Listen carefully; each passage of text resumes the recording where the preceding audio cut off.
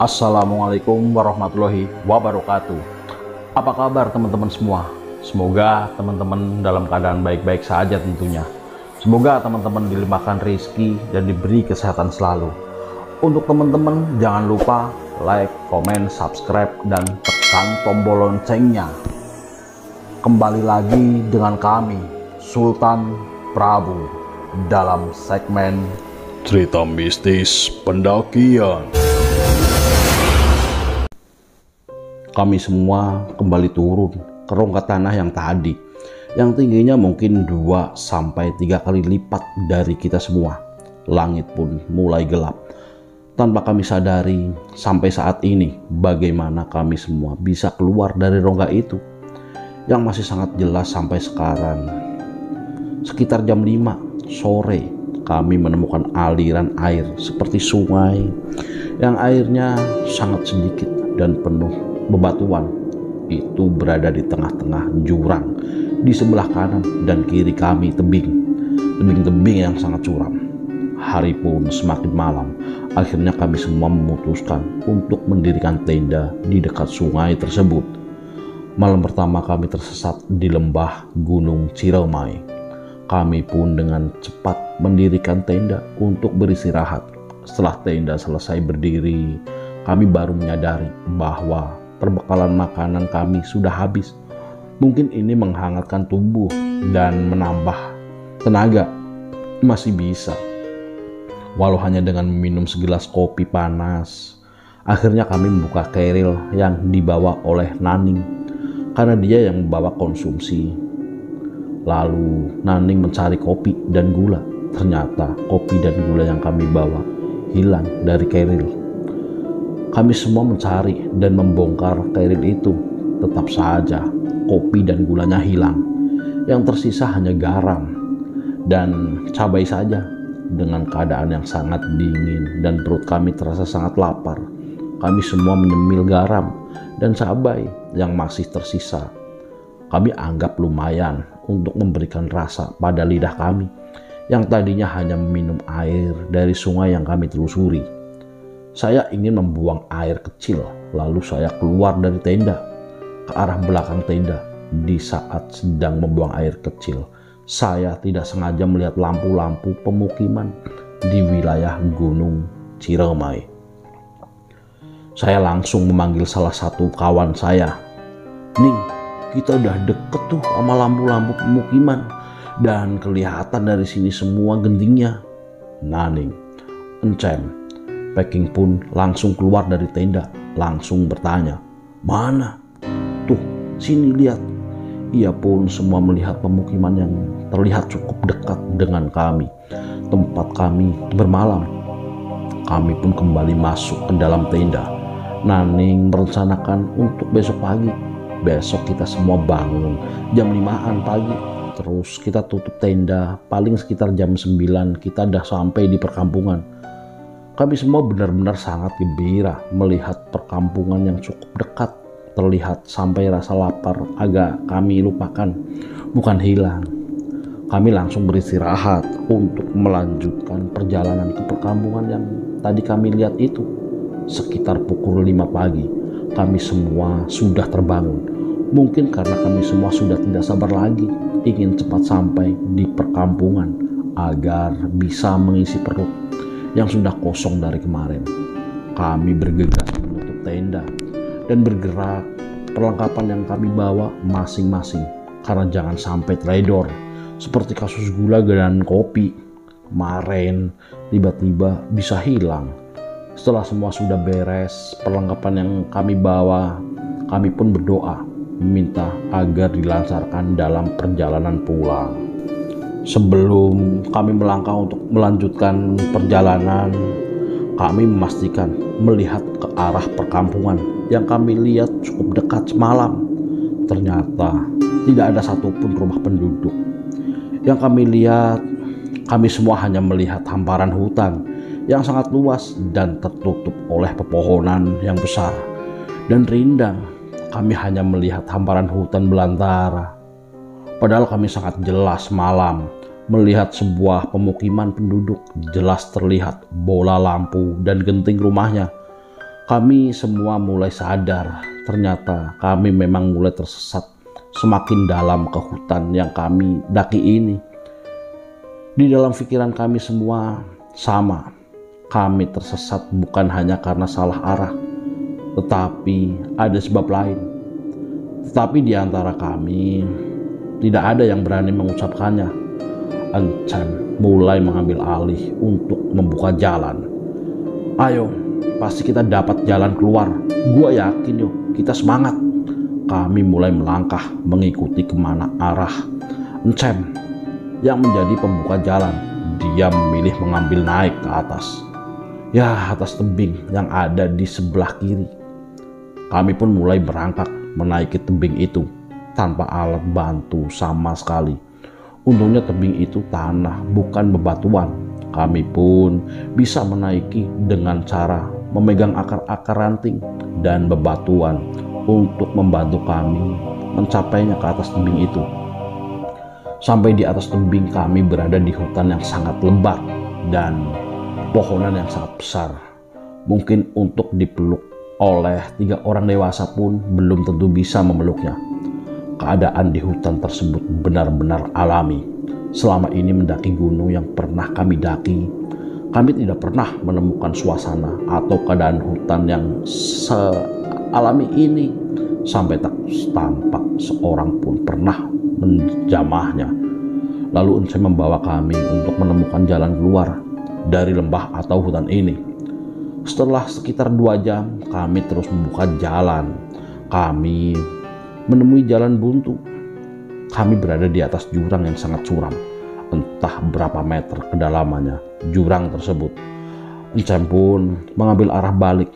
Tak lama kemudian, Peking berhenti dan berteriak agak kenceng. Kalau gini berarti kita di bawah setan keder. Gue tahu mungkin ini semua gara-gara edelweiss yang kita petik di puncak. Pokoknya semua bunga-bunganya kami mengeluarkan bunga tersebut dan keril kami masing-masing dan mengumpulkannya untuk membuangnya. Setelah terkumpul dengan keadaan yang sangat panik, kami semua membuang bunga abadi yang kami petik di puncak sana sambil membaca surat Al-Fatihah bersamaan.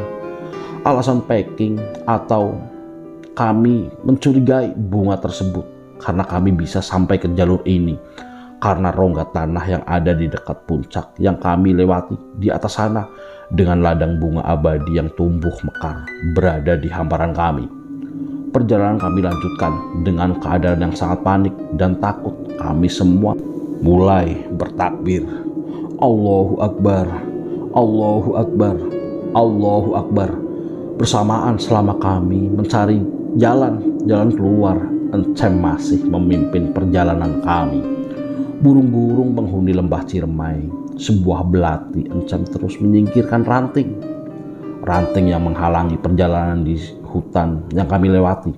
Setelah kami melewati hutan yang sangat lebat dan pepohonan yang sangat besar-besar, kami menemui hutan kering.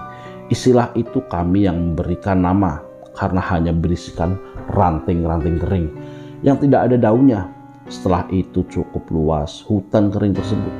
Sekitar 5 menit kami memasuki hutan kering.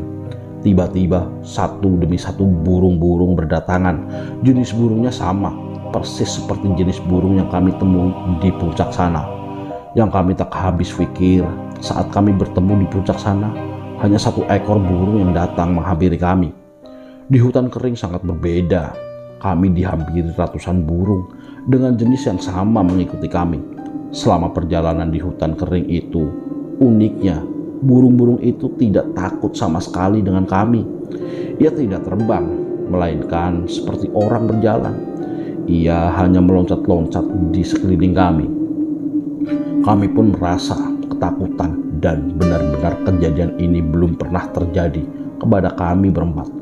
Dengan jumlah burung terus-menerus semakin bertambah banyak, selama kami mencari jalan keluar dari hutan kering, tidak menutup kemungkinan apabila burung-burung itu mematuhi kami semua, mungkin kami tidak bisa melanjutkan mencari jalan pulang. Kami sangat beruntung, burung-burung yang sangat amat banyak itu malah terlihat jinak dengan kami Sampai-sampai salah satu dari kami, Naning, mencoba berbicara ke salah satu ekor burung yang persis hinggap di depan mata kepala Naning. Burung itu hinggap dan menoleh ke arah Naning spontan, mengajak seekor burung untuk berkomunikasi. Naning bertanya kepada burung itu dengan nada yang sedikit putus asa untuk menemukan jalan pulang. "Burung, lo tahu gak kemana jalan pulang?" Kami pun menghentikan langkah dan bertanya kepada Naning. "Ning, dia gak bakal ngerti bahasa kita." Naning menjawab dengan keputusasaannya. "Siapa tahu dia ngasih tahu jalan pulang. Kasihan dia sama kita." Jujur, terus terang, buat saya pribadi, di saat kejadian itu saya pun merasa putus asa. Karena yang kami lihat hanya ranting-ranting kering di sekitar kami yang dapat kami lihat hanya warna coklat, tidak ada warna lain, dan jumlah burungnya sangat banyak. Lalu Packing menghentikan langkahnya dan ia berkata dengan rasa emosi yang bercampur aduk putus asa, "Gua punya ide, Kem. Bagaimana kalau hutan kering ini kita bakar?" Encem pun menjawab, "Gila aja lo, King. Kita semua bisa mati konyol, kepanggang. Gua gak setuju." Saya dan Naning pun tidak setuju dengan ide Packing untuk membakar hutan kering ini. Packing tetap saya ingin melakukan hal konyol. Hal konyol itu, dia bilang, "Kita cari sungai di dekat sini. Kita bisa aman di sungai itu. Kita nggak bakal kepanggang. Terus tim SAR datang. Kita bisa selamat. Paling resikonya kita di penjara. Daripada kita semua mati konyol kelaparan, cari jalan keluar." Kami bertiga tetap saja tidak setuju dengan pendapat Packing. Encem tetap saja, ia optimis untuk bisa dan yakin keluar dari hutan ini. Pada saat kejadian ini, Encem dalam pikirannya yang ia ungkapkan setelah kami keluar dari hutan itu, ia memiliki rencana. Lebih baik kita terus mencari jalan keluar untuk mengisi perut kita. Selama mencari jalan keluar, kita bisa memanah burung-burung yang banyak di sekitar kita. Bahkan bisa kami tangkap burung-burung tersebut daripada kita membakar hutan. Akhirnya kami tidak melakukan pelanggaran hukum untuk membakar hutan kering itu. Kami semua melanjutkan perjalanan untuk mencari jalan keluar dari hutan kering yang sedang kami cari jalan keluarnya.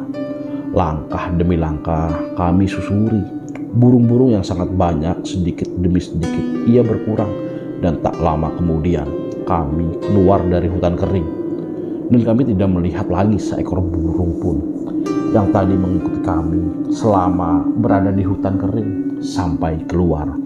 Kami menemukan hutan yang hijau, banyak pohonan lengkap dengan daunnya. Setelah kami berada di antara perbatasan hutan kering dan hutan hijau, Encem langsung menaiki salah satu pohon yang ada di sekitar kami, yang tingginya sekitar 10-15 meter. Ia hanya ingin memastikan di manakah perkampungan yang kami lihat tadi malam itu. Setelah Encem sudah terlihat tinggi menaiki pohon, saya bertanya, "Kelihatan jalur pulang, Cem?" Encem pun tidak menjawab, mungkin karena kurang jelas mendengar, karena ia lumayan tinggi menaiki pohon itu. Setelah melihat-lihat sekeliling, ia pun turun dari pohon.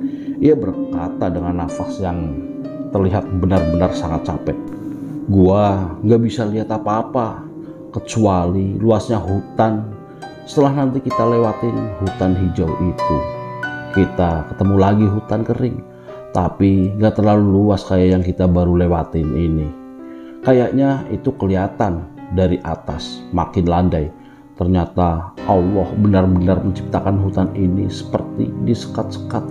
Kelihatan dari atas sana, segaris hijau, segaris lagi coklat, hijau muda. Pokoknya kayak gitu dah." Kami semua mendengar kabar dari Encem, semakin merasa tidak yakin hari ini kami dapat keluar dari hutan belantara. Selain waktu pun terus berjalan, kira-kira saat itu pukul 9 pagi, dan kami menyimpulkan bahwa masih panjang lagi jalur yang kami harus tempuh untuk sampai di sebuah perkampungan yang belum jelas keberadaannya. dan sangat tidak mungkin kami bisa sampai hari ini.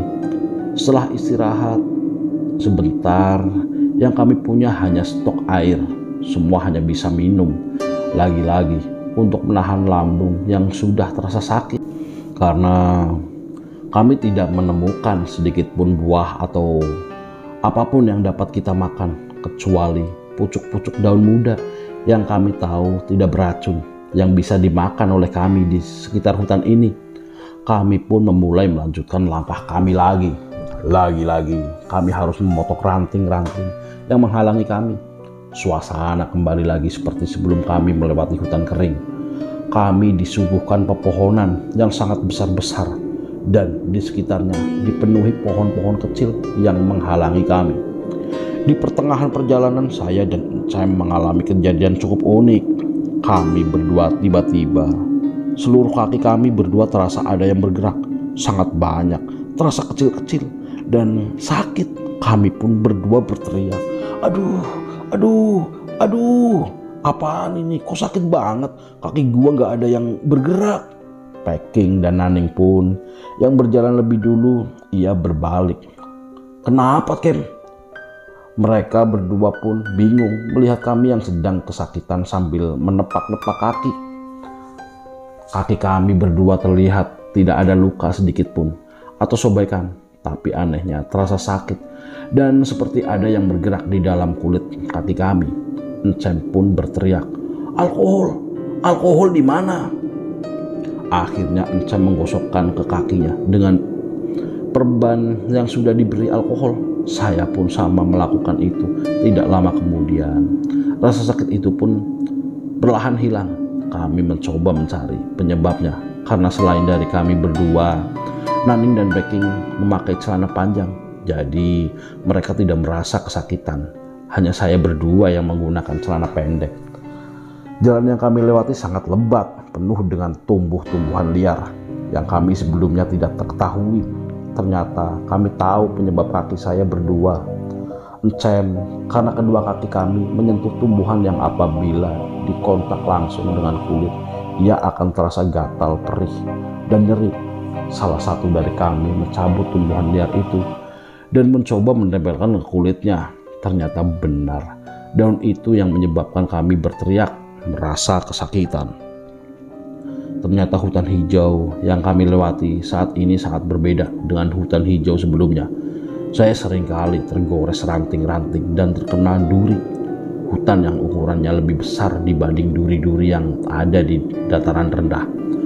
Walaupun saya mulai banyak luka-luka dari jalur yang kami lewati, saya tidak terlalu menghiraukan rasa sakit hanya pada awal saja.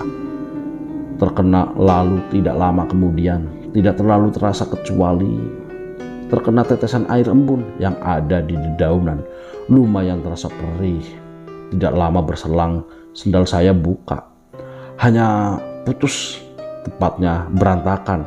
Kebetulan hanya saya sendiri yang tidak membawa sepatu. Saya hanya membawa sendal. Salah satu dari kami memberikan sendal jepit. Tidak lama kemudian, sendal itu pun putus karena jalur yang kami lewati basah dan licin, penuh dengan tumbuh-tumbuhan liar yang tak beraturan. Akhirnya mau tidak mau, saya harus melanjutkan perjalanan tanpa alas kaki. Telapak kaki saya pun mulai mengeluarkan darah karena tergores entah ranting atau apapun itu. Ternyata yang terluka bukan hanya saya. Encem pun ternyata dari kaki dan tangannya mengeluarkan darah juga. Mungkin karena kami berdua hanya menggunakan kaos dan celana pendek saja. Di tengah perjalanan kami terhenti. Encem memiliki ide. Bagaimana kalau kita sekarang cari sungai terus kita telusuri? Karena air pasti mengalir dari tempat yang tinggi ke tempat yang rendah. Selain itu, kalau kita kemalaman, kita bisa buka tenda di sekitar sungai agar tidak susah cari air. Bagaimana? Kami semua setuju dengan pendapat Encem itu. Encem pun langsung memilih jalur ke arah yang terdengar aliran air. Kami pun bertiga bergerak mengikuti di belakang Encem. Tak lama berselang, kami bertiga yang hati-hati memilih jalan yang tidak rasa, terus menurun dan agak licin. Kami mendengar patahan-patahan ranting yang tertimpa benda. kerusak, gedebuk. Kami semua melihat ke depan. Ternyata Encem yang tadi di depan kami terperosok. Kami semua pun berteriak, Cem, Cem, Cem, lu gak apa-apa? Tidak ada jawaban dari Encem sedikit pun. Kami semua sangat takut terjadi apa-apa padanya. Kami pun terus bergerak semakin cepat ke depan, dan ternyata di depan kami seperti tebing yang lumayan dalam, penuh dengan rantingan dan tanah yang agak gembur. Kami bertiga melewat Encem di bawah sana yang sedang menahan kesakitan. Mungkin jaraknya sekitar 7-8 meter dari tempat kami berdiri. Kami langsung turun menghampiri dengan rasa takut melihat Encem yang sedang berbaring menahan kesakitan. Cem, lu gak apa-apa? Encem pun berusaha menjawab dengan suara yang tertahan, seperti susah bernafas. Gua gak apa-apa. Kami bertiga berusaha membantu Encem untuk bangun dan memberikan air minum. Akhirnya Encem bisa kembali bernafas normal. Untungnya badan Encem tidak tertancap ranting pohon yang patah persis di dekat pinggang belakang. Dengan kejadian yang baru saja Encem alami, kami semua semakin takut terjadi sesuatu kepada kami berempat dari hutan belantara ini yang kami tidak ketahui ada apa di depan kami. Di sela kami beristirahat dan menunggu Encem untuk kembali balik lagi, saya mulai mengingat selama pendakian ke Gunung Ciremai ini, kami berempat hanya bertemu satu kelompok pecinta alam. Mereka berjumlah 3 orang yang mengaku baru saja turun dari puncak sana. Kami sempat berbicara dari salah satu mereka. Dah turun mas? Iya nih mas. Wah mas, masnya telat sih. Kita semua dah 2 hari di sini. Sekarang kita turun dulu ya mas. Setelah kami sedikit mengobrol, ternyata yang melakukan pendakian di jalur Palutungan yang sedang kami tempuh ternyata hanya kami berempat saja. Tidak ada pendaki lagi selain kami berempat yang sedang menuju ke puncak Ciremai. Kabar itu kami tahu dari salah satu pecinta alam yang kami jumpai selama kami berada di Gunung Ciremai. Mereka bertigalah dan peserta pelantikan menjadi orang terakhir yang kami temui selama kami melakukan pendakian sampai saat ini. Setelah Encem merasa membaik, kami pun bersama-sama berdoa di dalam kondisi yang benar-benar merasa ketakutan. Semoga tidak terjadi apa-apa dengan kami selama melanjutkan mencari jalan untuk keluar dari hutan itu. Packing mulai mengambil alih untuk membuka jalan. Tak lama kemudian kami melanjutkan perjalanan kami.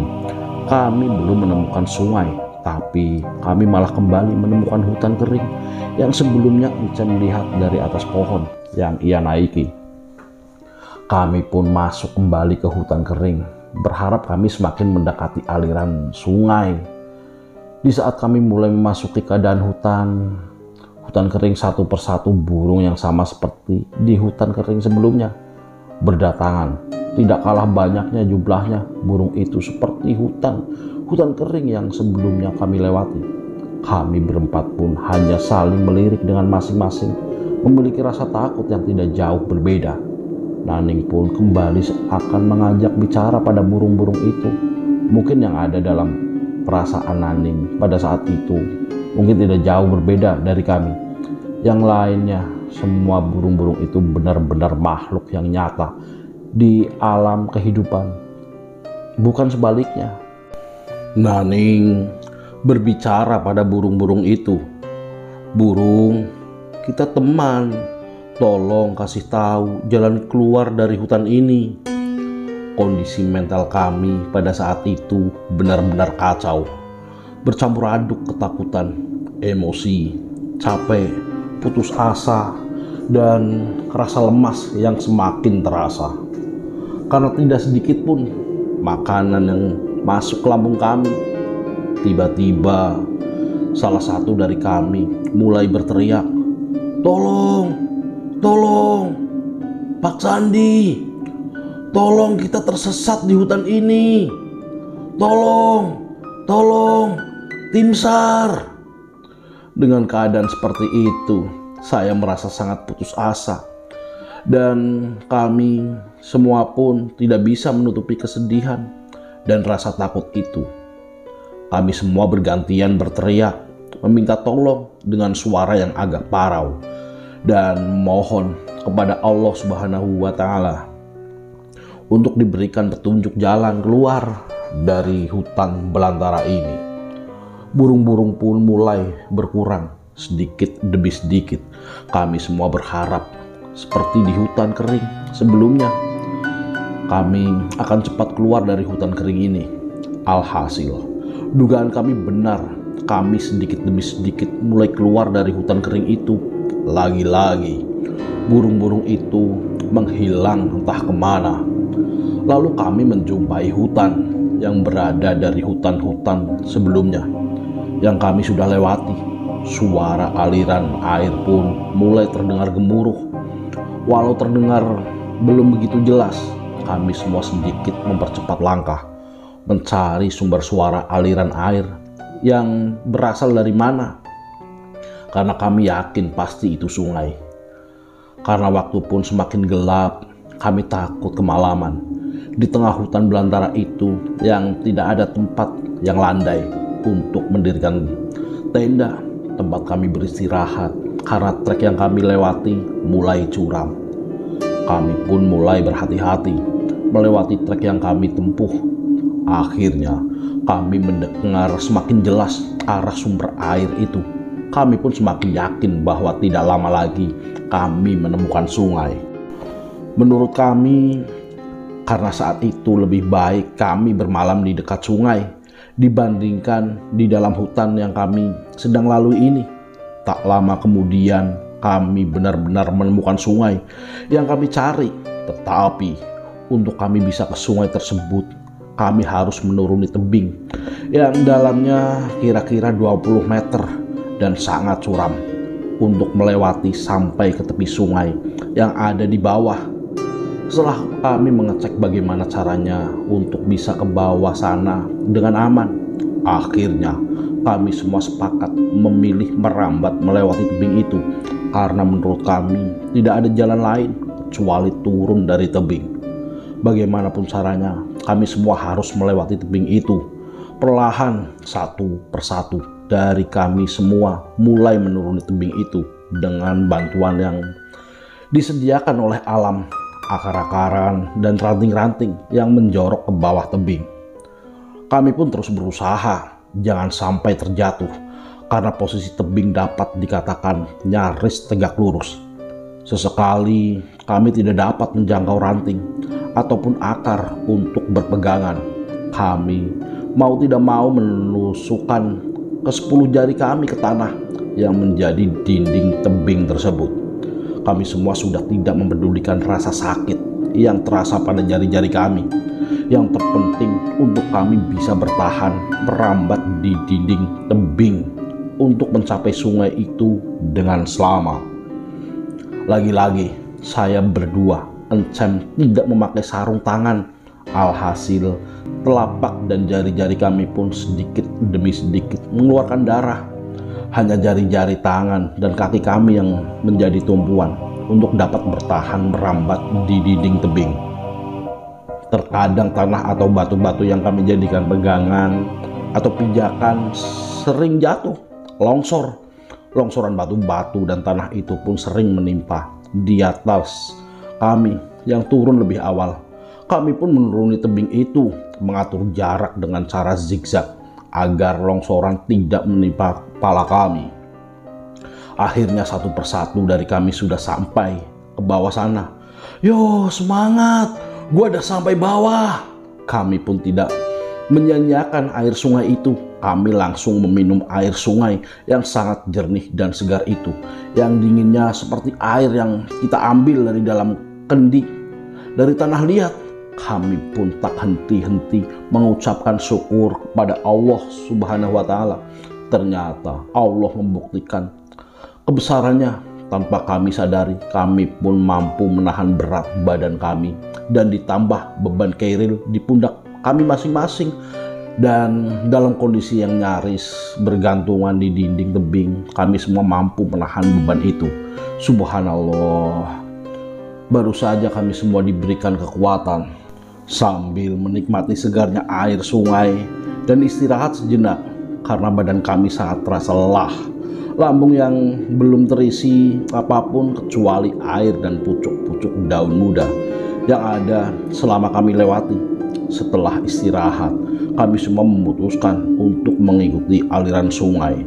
Karena keadaan sekitar, kami pun mulai gelap, menunjukkan sore hari dan kabut-kabut tipis pun mulai menghalangi pandangan kami.